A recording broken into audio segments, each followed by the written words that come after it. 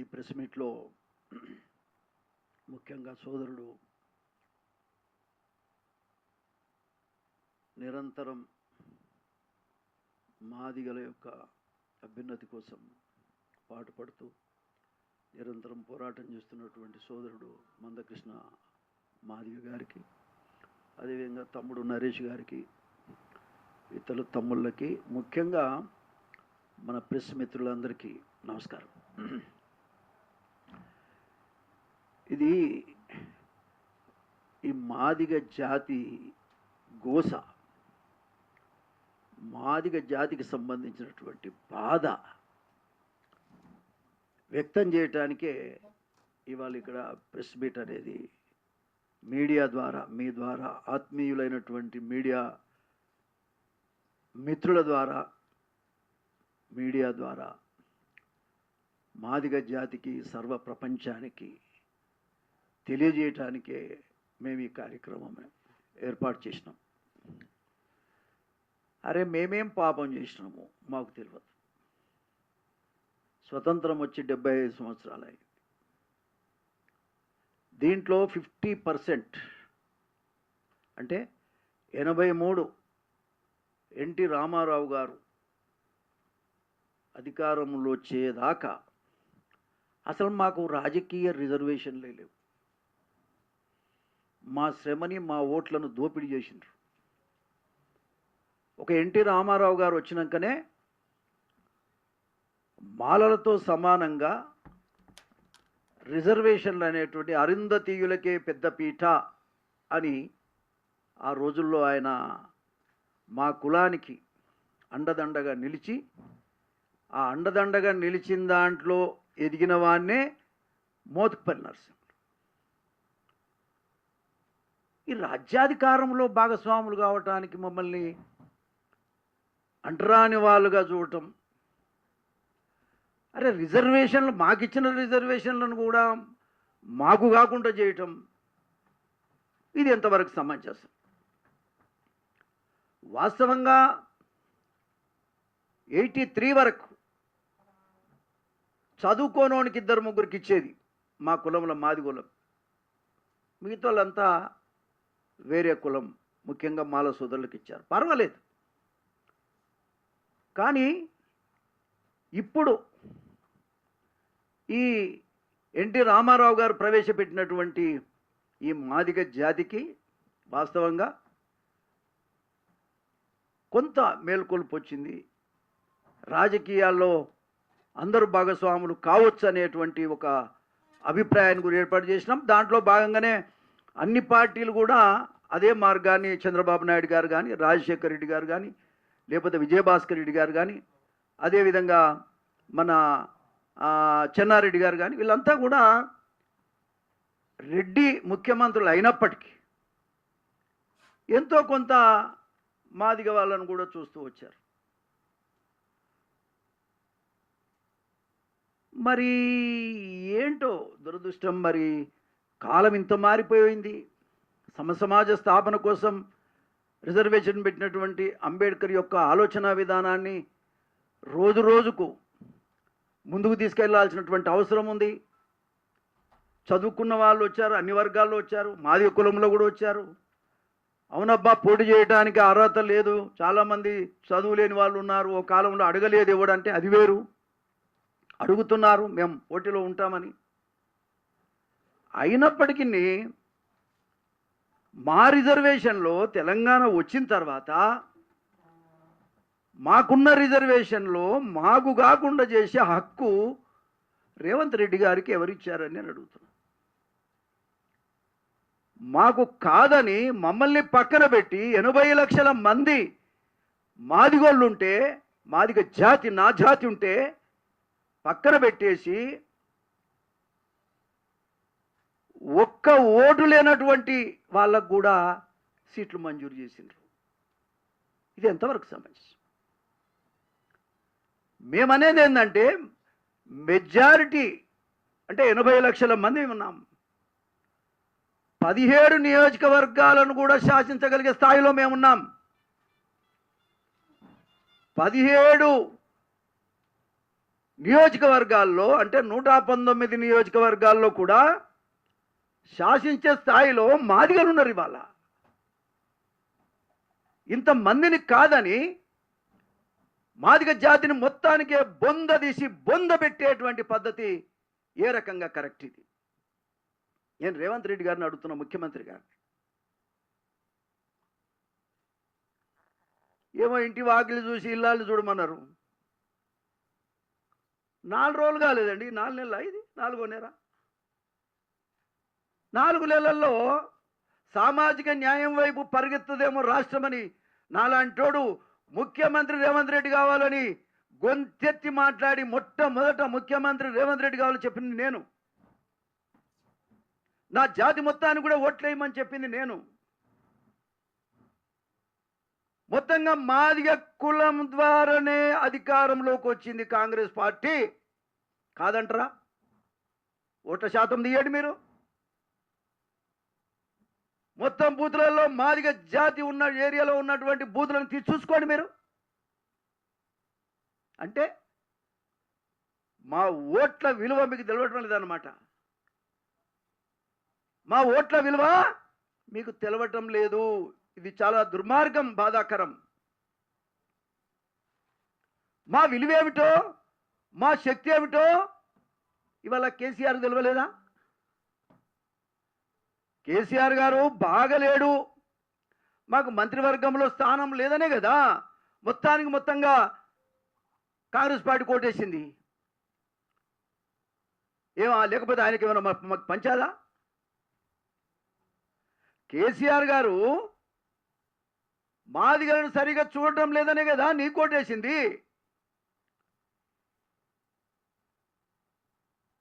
ఆయన 2 సీట్లు ఇచ్చాడు పార్లమెంట్, 13 మంది ఎమ్మెల్యేలు ఇచ్చాడు నాకు తెలిసి. ఏమండి, అయినా కూడా మంత్రివర్గంలో స్థానం లేదు.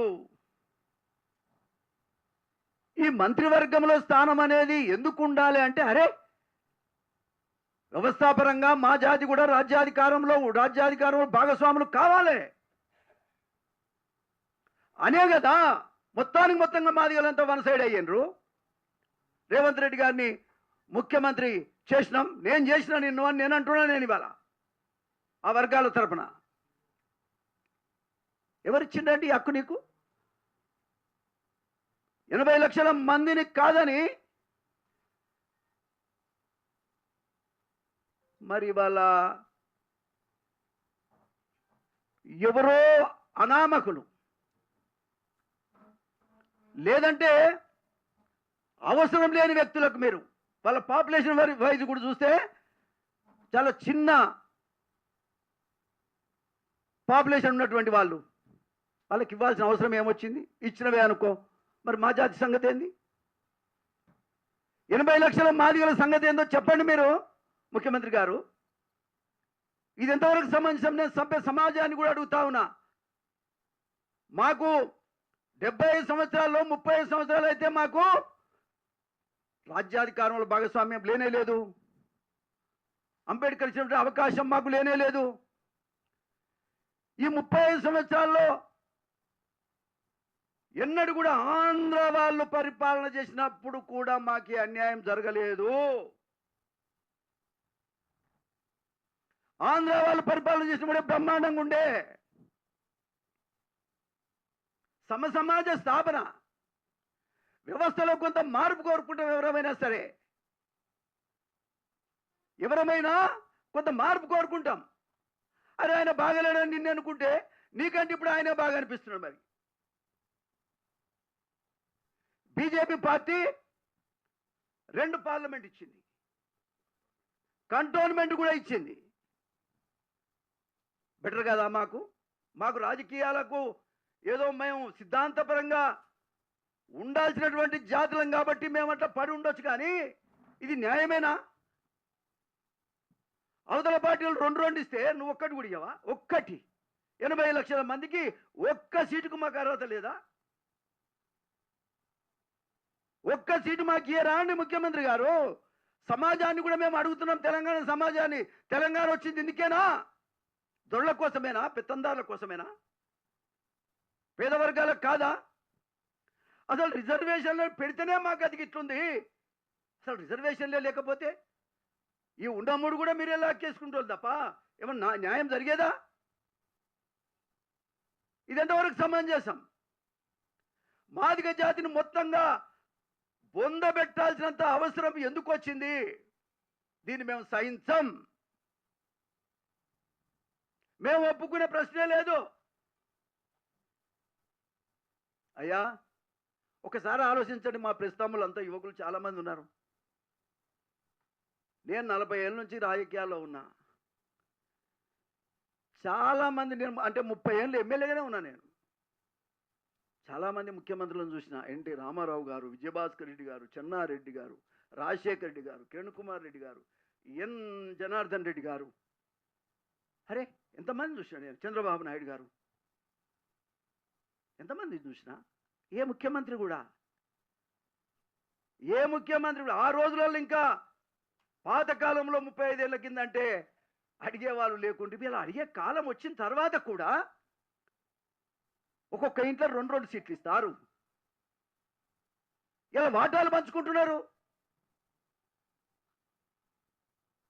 ఒక్కొక్క ఇంట్లో ఒక్క కుటుంబానికి 2 సీట్లు అసెంబ్లీ సీట్లు. ఏమన్నా ఉందా? ఇంతమంది ముఖ్యమంత్రులు ఎవరు కూడా చేయలే ఆ పని. ఒక కుటుంబానికి 2 సీట్లు ఏందండి? Non sense. ఈయన పెద్ద పెద్ద ఉపన్యాసాలు చెప్తున్నాడు. ఏ రకంగా నీ రాష్ట్రం ఇది? పట్ట పగలు పంచుకొని తింటున్నారు ఇవాళ. ఇదెంతవరకు సమంజసం? ఒక ఇంట్లో 2 ఉంటారా ఎమ్మెల్యేలు? ఇక ఏకంగా మా పెద్దపల్లిని అయితే 3. మా వివేక్ పాపం అధికార దాహం అనే తీర్థలేదు పాప తమ్మునికి. అన్న తమ్ముడు కొడు, 2 అన్నదమ్ములు, ఇప్పుడు కొడుకట. అరే వద్దంటలేమండి. ఎస్, మీకు సీటు ఉండాల్సింది ఒకటి, వద్దంటలేం మేము. కానీ 3 ఏంటి? ఈ 3 ఏ రకంగా ఇస్తున్నారు రేవంత్ రెడ్డి గారు? ఇది న్యాయమేనా? ఇది న్యాయమేనా అని నేను అడుగుతున్నా. అయ్యా ముఖ్యమంత్రి గారు, నాకు 70 ఏళ్ళు వచ్చినాయి అబ్బా. 70 ఏళ్ళు వచ్చినాయి. 30 ఏళ్ళు ఎమ్మెల్యేగానే ఉన్నా నేను. ఎవడు కాదనుకున్నా నేను ఎమ్మెల్యేగానే ఉన్నా. అది కూడా చెప్తున్నా, ఎన్టీ రామారావు దయ వల్ల. ఎవడు కాదనుకున్నా, ఎవడు వద్దనుకున్నా, న్యాయం అంటే ఎట్టుంటుందో ఆలేరు నియోజకవర్గంలో చూసుకొని నేర్చుకోండి. మోత్కుపల్లి నరసింహ గారి పరిపాలన 30 ఏళ్ళు, 25 ఏళ్ళు ఆలేరు నియోజకవర్గం, 5 ఏళ్ళు తుంగతుర్తిలో నేను చేశాను. ఒక్కసారి నా పరిపాలన విషయాన్ని కనుక్కోండి మీరు. సమాజ స్థాపన, అధికారంలో ఎవరమున్నా న్యాయం వైపు వెళ్ళాలి. అరే ఒక ఇంట్లో 2 ఇచ్చేది నాన్ సెన్స్. ఒక ఇంట్లో 3 ఇచ్చేది ఏంది? 3 2 మీరు పంచుకుంటే ఏ పాపులేషనే లేనోళ్ళు 15%, 20% ఉన్న వాళ్ళకు మీరు 3 ఇస్తే మరి 80% ఉన్న మేము ఎక్కడ పోవాలి? మా పరిస్థితి ఏమిటి? మా జాతి పరిస్థితి ఏమిటి? రాజ్యాధికారం లేని కులాలు నిర్వీర్యం అయిపోతాయి అన్నాడు అంబేద్కర్. అంటే మేము నిర్వీర్యం చేస్తారా మమ్మల్ని? దానికోసమేనా ఇవాళ అధికారంలోకి వచ్చింది? అరే ఎంత దుర్మార్గం అంటే 2 3 పంచుకోవటం. మాకు ఒక్క సీటు కూడా ఇవ్వకపోతే ఒక్క సీటుకు మేము అర్హులం కాదా? ఇది ఎక్కడ న్యాయం? ఇది ఏ రకంగా సహించాలి? నేను కాంగ్రెస్ పార్టీలోనే ఉన్నా. నేను వేరే పార్టీకి మారటం లేదు. నేను కాంగ్రెస్ పార్టీలోనే ఉన్నా. ఇది గమనించాలి. కడుపు మండుతా ఉంది, కళ్ళపోన నీళ్ళు వస్తూ ఉన్నాయి. నేను 70 సంవత్సరాలకు వచ్చిన, 30 సంవత్సరాలు ఎమ్మెల్యేగానే పనిచేసిన, ఎంతోమంది ముఖ్యమంత్రులను చూసుకుంటూ వచ్చిన, ఏదో ఒక దాంట్లో అన్యాయం జరిగితే ఇంకో దాంట్లో న్యాయం జరిగినటువంటి పరిస్థితిని చూసిన. ఏకంగా ఇవాళ సమాజాన్ని అధికారం రాకపోతే ఒక తీరు, అధికారం వస్తే వాటాలు వేసుకొని పంచుకుంటారా మీరు? అన్ని మొత్తం మీ కులానికేనా? బీసీలలో పాపం ఒకసారి ఆలోచిస్తే బీసీలలో 5 రిజర్వేషన్లు పోతే 5 రిజర్వేషన్లు పోగా ఇంకొకటి మనం మైనార్టీ ఏది మన ఓల్డ్ సిటీ పోతే 11 ఉంటాయి జనరల్ సీట్లు. 2 బీసీలకు ఇచ్చిరాయవు, అవి కూడా ఓడిపోయేటి. మిగతా అన్ని వన్ సైడ్ రేవంత్ రెడ్డి కులానికే ఇచ్చుకున్నాడు. ఇది ఎక్కడ అన్యాయం? ఇది ఎక్కడ అన్యాయం? ఎవడనిచ్చిండా? మొత్తం అరే 2 పోతే ఎన్ని? 9 9 సీట్లు ఒకటే కులానికి ఇచ్చుకున్నారు. రేవంత్ రెడ్డిగా అది తీసేయమ్మా, ఓల్డ్ సీట్ తీసేయి. నీకు 2 అబ్బా బీసీలకు ఇచ్చింది 2. ఒకటి అక్కడ ఎక్కడ కాదు, హుజూరాబాద్, జైరాబాద్ అంటే ఆయన వాళ్ళు వాస్తవంగా అక్కడ ఓసి బార్డర్ మీద క్యాస్ట్ ఏంది అది, లింగాయస్, వాళ్ళు ఊసన్నట్టే లెక్క. ఒక మాట చెప్పాలంటే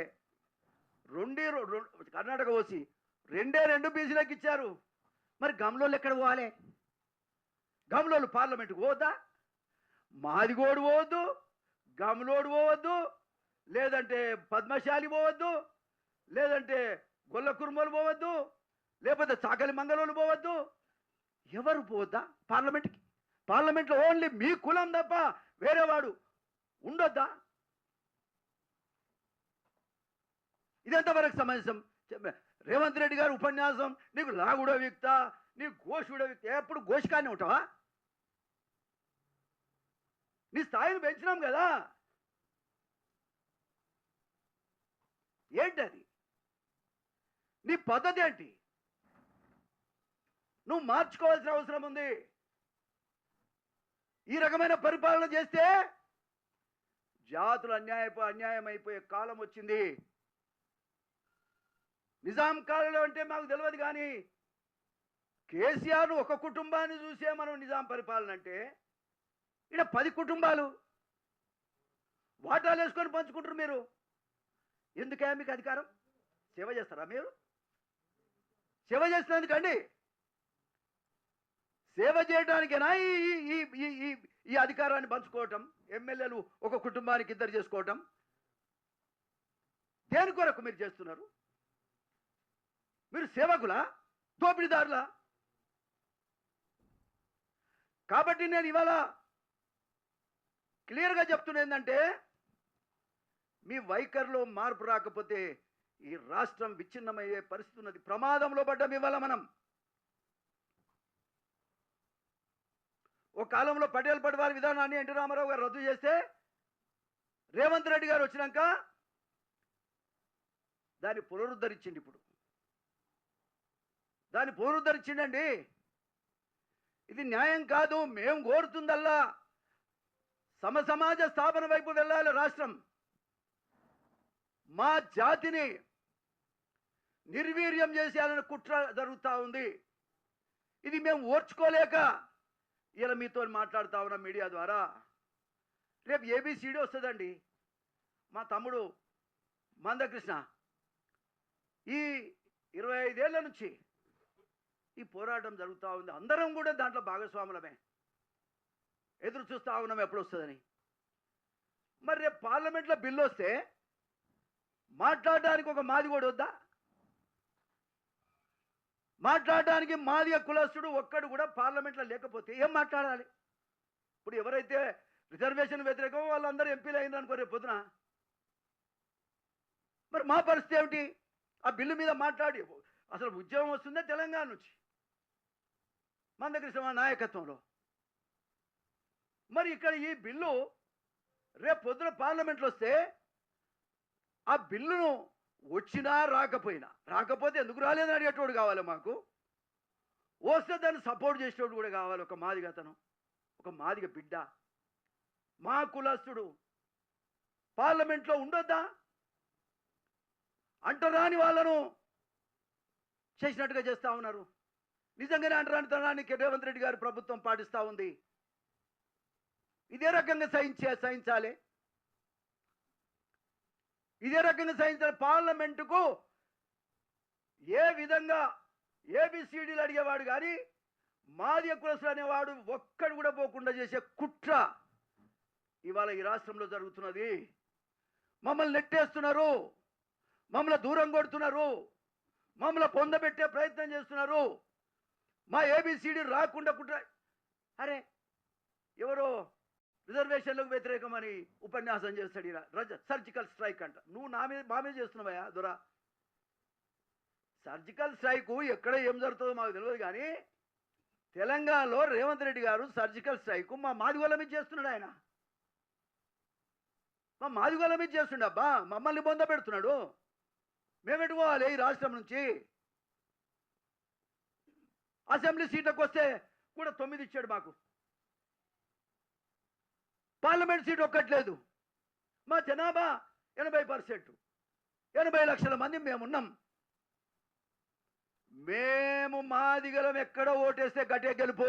ఇప్పుడు చెప్తున్నా, మీరు 14 అంటారు కదా, నువ్వు 14 నువ్వు కనుక రేవంత్ రెడ్డి మా ఓట్లను కాదని గెలిస్తే నేను రాజకీయ సన్యాసం తీసుకుంటాను. నేను రాజకీయ సన్యాసం తీసుకుంటానయ్యా. నువ్వు పెద్ద పెద్ద ఉపన్యాసాలు ఇస్తున్నావు. మా ఓటు విలువ ఏమిటో, మాదిగ జాతి ఏమిటో మేము చూపిస్తాం. మా ఓటు ఎంత శక్తివంతమైందో మేము చూపిస్తాం.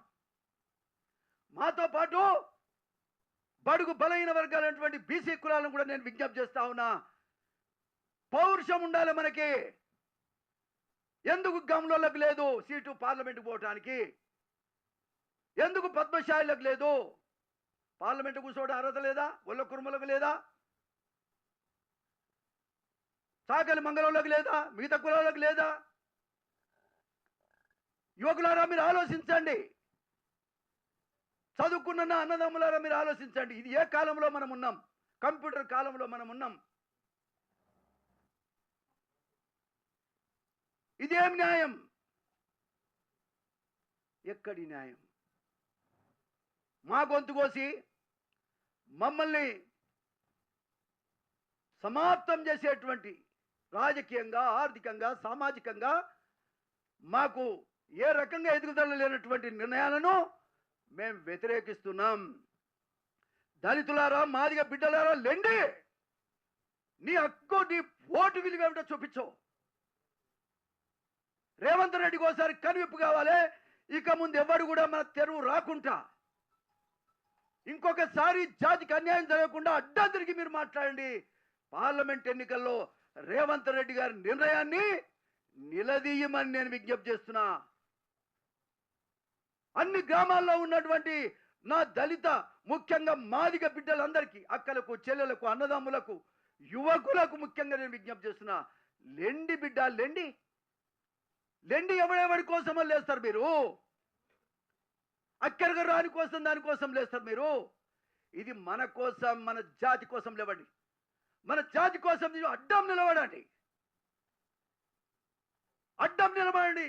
ఏం జరుగుతుందో మేము చూస్తాం. యుద్ధం జరిగిన వెనుకపోయేది లేదు. అదేవిధంగా అన్ని వర్గాల వాళ్ళకి నేను విజ్ఞప్తి చేస్తున్నా. అరే ఇక్కడ న్యాయమయ్యా? 11 జనరల్ ఉంటే 2 తప్ప అన్ని ఒకటే కులానికి ఇస్తారా? నేను ఫస్ట్ టైం చూస్తున్నా. అరే సిగ్గుండాలేమన్నా? అధికార పంపిణీ ఇదా? అధికార పంపిణీ అంటే ఇదేనా?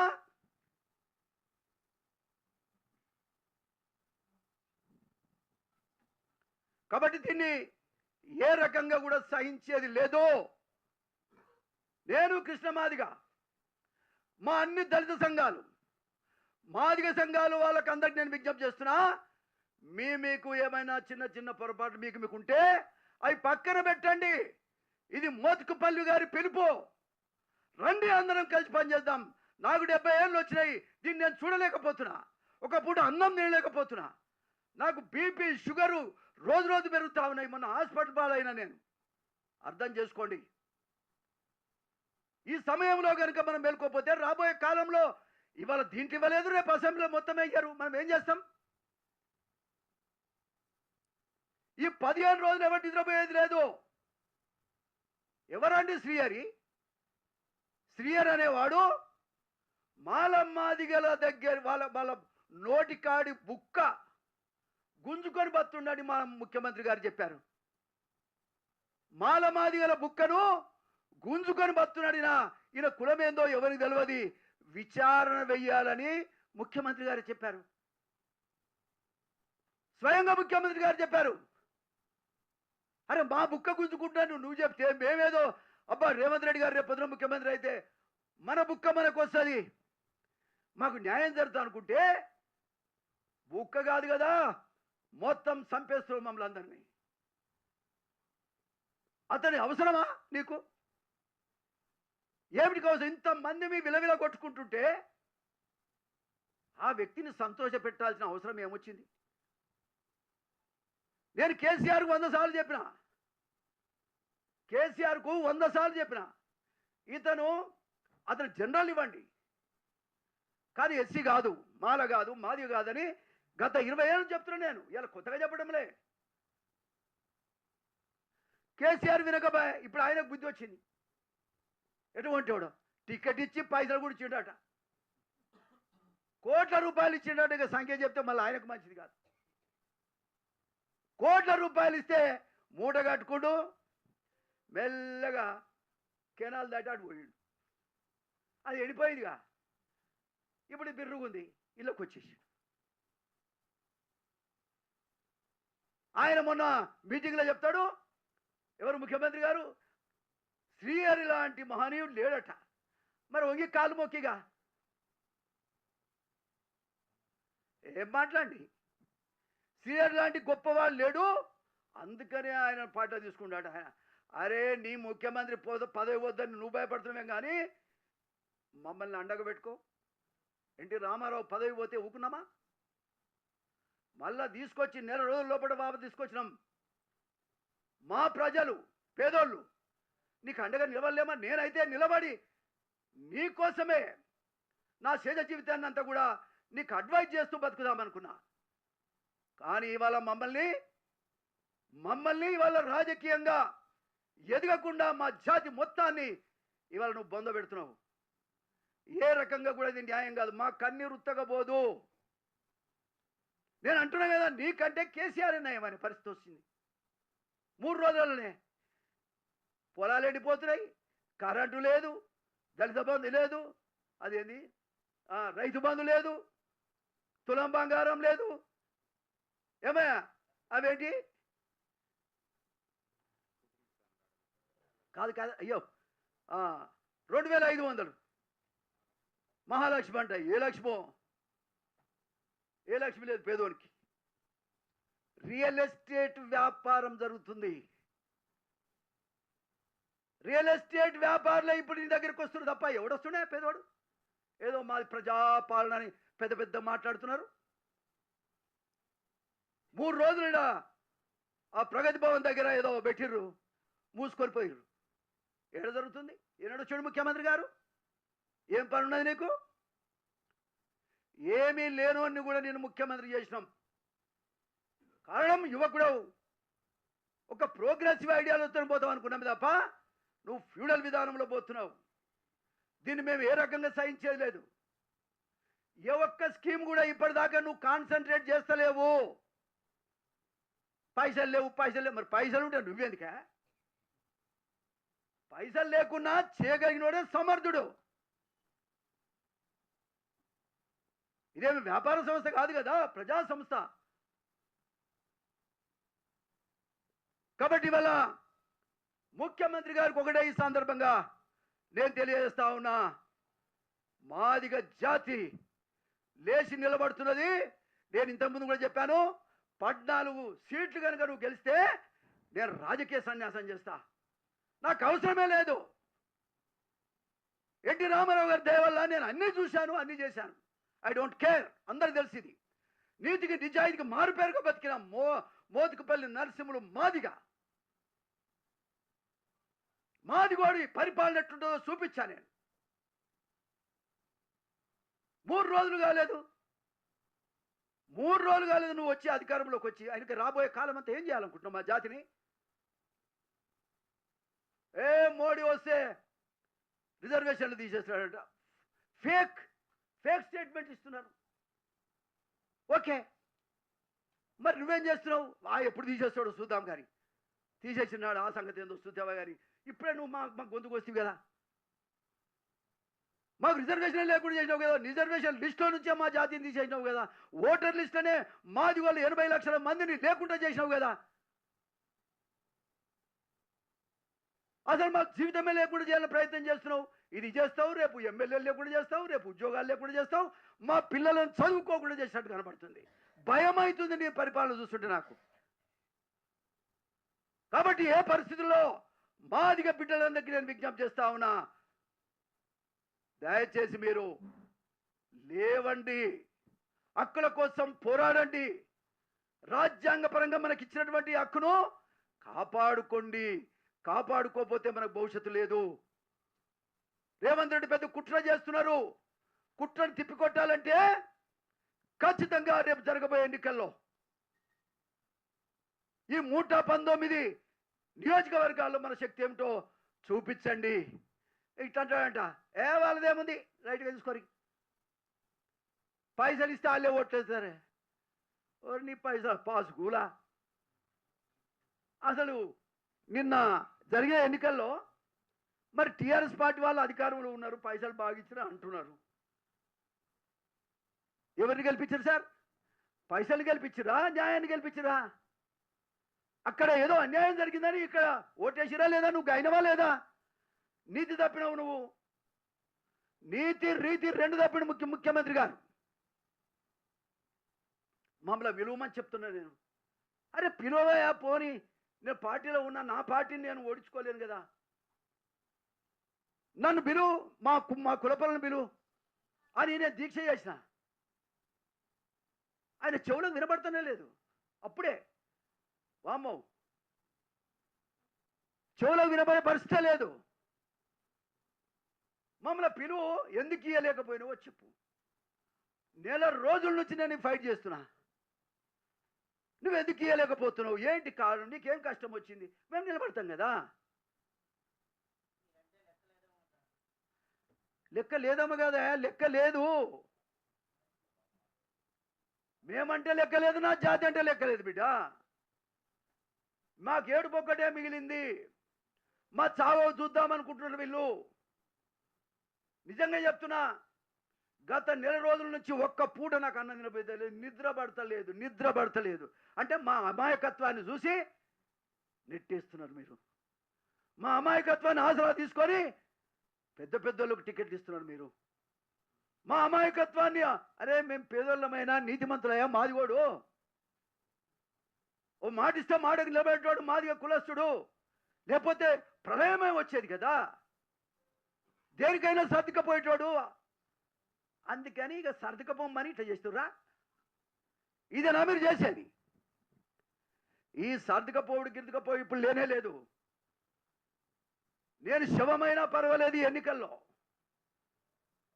నేను ప్రతి నియోజకవర్గం తిరగాలనుకుంటున్నా.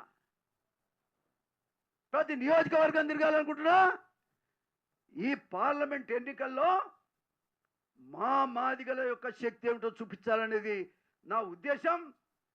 ఇది అందరూ కూడా గమనించాలని కూడా నేను విజ్ఞప్తి చేస్తా ఉన్నా. నేను మందకృష్ణ మాదిగా, నేనే కాదు, మేమిద్దరమే కాదు, అందరినీ కలిసి రమ్మని నేను విజ్ఞప్తి చేస్తున్నా. ఒక్క మాదిగ కులానికి సంబంధించినవి కాదు, బీసీలు, ఎస్సీలు, ఎస్టీలు, మైనార్టీసు అందరికీ నష్టమే జరుగుతున్నది. ఎవ్వడు కూడా పార్లమెంటు పోవద్దట, ఒక్క కులస్తుడు పోవాలి. ఒక కులస్తుడు, రెడ్డి కులస్తులు లేకపోతే మాల కులస్తులు. ఇక మీతోడైతే పోయడానికి వీలే లేదు. అరే మేము వద్దని లేదా, మాల కులస్తులు మేము వద్దని, వాళ్ళ షేర్ వాళ్ళకు. జనాభా ప్రాతిపదికన సీట్ల కేటాయింపనే కదా కొట్లాట. జనాభా ప్రాతిపదికన రిజర్వేషన్లు ఉండాలనే కదా మందకృష్ణ మాదిగ జాతి పోరాటం. ఈ పోరాటాన్ని అంతా పక్కన పెట్టేసి, లెక్కలేనితనంగా చూసి, చులుకనగా చూసి, ఒక్క సీటు కూడా ఇవ్వకపోతే మీరు ఏం చేస్తారు అన్నట్టుగా చేయటం న్యాయమేనా చెప్పమని ఎవరినైనా పర్వాలేదు. ఎంత పెద్ద మేధావులు ఉన్నా కూడా ఒకసారి ఆలోచన చేయండి. మా పెద్దలారా, అందరు దండం పెట్టి చెప్తున్నాం, మేము మాదిగోళ్ళం, మేము చెప్పులు కుట్టుకొని బతికేటోళ్ళం. రేపటి నుంచి చెప్పులు లేస్తాయి చెప్తున్నాను నేను ఇవాళ. ఎంతవరకు సమస్య ఇది? మా జాతిని పొందబెడతా ఉంటే చూస్తూ కూర్చోవాలా మేము? కాబట్టి ఏ పరిస్థితిలో కూడా ఈ ఉద్యమం అనేది ఆగేది లేదు. తప్పకుండా రాబోయే కాలంలో ఏం చేయాలి, ఎట్లా చేయాలి, గెలుపుకు ఏ మాదిగ బిడ్డ దగ్గరుంటే, ఏ పార్టీ వాడి దగ్గరుంటే మేము వాళ్ళకి సపోర్ట్ చేస్తాం. దీని గురించే రేపు ఎల్లుండి మా కృష్ణ మేము అందరం కలిసి కొంతమంది పెద్దలందరూ కూర్చోబెట్టి మాట్లాడుకుందాం అనుకుంటున్నాం. కాబట్టి ఏ పరిస్థితిలో ఏదో రాజకీయమే వద్దు నాకు. నేను కాంగ్రెస్ పార్టీ, నా పార్టీ కాంగ్రెస్ పార్టీ, నేను కాంగ్రెస్ పార్టీ. సోనియా గారు చెప్పిందా 2 ఇవ్వమని టికెట్లు ఒక కుటుంబంలో? రాహుల్ గారు చెప్పిండా 3 ఇవ్వమని? మాదిగోళ్ళకి అసలే యుద్ధం చెప్పిండా? పోని చెప్పండి. అట్లా కూడా వాళ్ళు చెప్పలేదు కదా పాపం. వాళ్ళ బాధలు వాళ్ళు తిరుగుతుంటే వీళ్ళ షోకు వీళ్ళకు. కాబట్టి ఇది సహించినటువంటి విషయం. నేను ఒక మాదిగ బిడ్డగా, కాంగ్రెస్ పార్టీ నాయకుడిగా నేను ఈ మాటలు మాట్లాడుతున్నా. ఏమై ఎవరింటికో పోయి శాల్వలు కప్పుతున్నాడు. శాల్వలు కప్పడమే కాదు, అక్కడనే పదవులు కూడా ఇస్తున్నాడు. ఏ ముఖ్యమంత్రి చూడలేం మేము. శాల్వ కప్పడం 2 పదవులు, అది కూడా అది రెడ్డి కులస్తుడే ఉండాలి. ఇది ఎక్కడ సామాజిక న్యాయమే? మేము వద్దంటలేమయ్యా, మీరు బతకంగా మీరే బతారు, ఎవడు బతారు? కానీ మాకు కనీసం చెప్పుకోవడానికి ఒక పదవి, మా పదవి మాకు రావద్దా? కాబట్టి ఈ విషయంలో జాతి మొత్తం తెలంగాణ ప్రజలంతా ఆలోచన చేయాలి. ఇప్పుడే గిట్లుంది, ఇంకా రేపు ఎట్లుంటుందో ఆలోచన చేయండి. మాదిగ బిడ్డ పార్లమెంటుకు పోకుండా చేసేటువంటి ఈ దుర్నీతిని ఎండగడతాం. మాదిగ బిడ్డ పార్లమెంటుకు పోకుండా ఉండమే కాదు, ఏబిసిడి బిల్లు వస్తే మాట్లాడకుండా చేసేటువంటి ఈ కుట్రను కూడా భగ్నం చేయాల్సిన అవసరం ఉంది. దయచేసి సమాజం అంతా ఆలోచించమని విజ్ఞప్తి చేస్తున్నా. 30 ఏళ్ళు ఎమ్మెల్యేగా నేనే ఉన్నా. 30 ఏళ్ళు ఎమ్మెల్యే ఉన్నా నేను. 40 ఏళ్ళు నా రాజకీయ జీవితం. అరే నేను చూస్తుండగా ఈ రకమైన పరిస్థితి వస్తే నేను ఎక్కడ ఊరుకుంటే? ఇప్పుడు నవ్వుకున్న అసెంబ్లీలో మీరు చూడండి రికార్డు. చుండూరులో నా మాల సోదరులని 20 మందిని ఊచకోత కోసిండ్రు. కోసి గోని సంచులు కట్టి కాలువలలో వేసిండ్రు. I'm only the person. అసెంబ్లీలో లేచి జనార్దన్ చీఫ్ మినిస్టర్ లేచి ఆమరణ నిరాహార దీక్ష ప్రకటించిన. నా జాతిని ఇట్లా కోస్తున్నారని ఏడ్చిన. 6 రోజులు ఆమరణ నిరాహార దీక్ష చేసిన. రాష్ట్రమంతా తిరిగిన ఆ కాలంలో కంటెస్ట్ కింద పివి నరసింహారావు మీద కంటెస్ట్ చేసిన. నా కులం ఫలానా కులానికే సపోర్ట్ అని కాదు, నేను అందరి వాణి. నేను పివి నరసింహారావు కంటెస్ట్ చేస్తే పివి నరసింహారావు ఎన్జనార్తో మాట్లాడి ఆనాడు చుండూరులో ప్రత్యేకమైనటువంటి ఏర్పాట్లు అన్ని కూడా, డిమాండ్స్ అన్ని కూడా సాల్వ్ చేయమని చెప్తే జనార్దన్ రెడ్డి గారు నాకు ఫోన్ చేసిండు. నేను ఎక్కడున్నా? కర్నూలులో ఉన్నా. ముఖ్యమంత్రి గారు ఫోన్ నరసింహలో ప్రధానమంత్రి ఫోన్ చేస్తుండయా, నువ్వు రమ్మంటే ఆ డిమాండ్స్ అన్ని సాల్వ్ చేస్తానంటే నేను వచ్చిన. అట్లాంటి పనులు చేసినోడు నేను. అంతేగాని ఏదో ఇప్పుడు ఇవాళ మా జాతిని మొత్తంగా బొంద పెడతామంటే, మా జాతిని ఏమి లేకుండా చేస్తామంటే, రేపు ఏబిసిడీలు రాకుండా అవతల మాట్లాడకుండా ఎవరిని ఉండమని చేస్తామంటే ఊరుకోవడానికి మాత్రం నేను సిద్ధంగా లేను. రేవంత్ అంటే నాకు వ్యతిరేకం, కోపం లేదు వ్యక్తిగతంగా. కానీ నీ ప్రవర్తన చూస్తే ఇట్లుంది. కాబట్టి అందరూ కూడా లేవాలి, ప్రజలంతా ఆలోచన చేయమని మరొకసారి నేను విజ్ఞప్తి చేస్తూ, మందకృష్ణ మాదిగా మేమిద్దరం కూడా ఆలోచన చేసి మేము మొత్తం రాష్ట్రమంతా తిరగాలనే ఆలోచన కూడా ఉంది. లేదంటే ఏం చేయాలో మరి ఆలోచన చేస్తాం. ఆ విషయాన్ని కూడా పత్రికాముఖం చెప్తాం. మిగతా విషయాలు ఏదైనా ఉంటే మొత్తంగా మందకృష్ణ మాది గారు మాట్లాడతారు.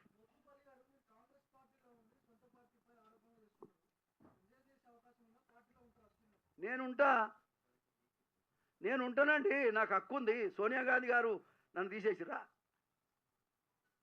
వాళ్ళు పాపం వాళ్ళకేమి ఈ విషయాలే తెలియకుండా ఉంచుతున్నారు కదా.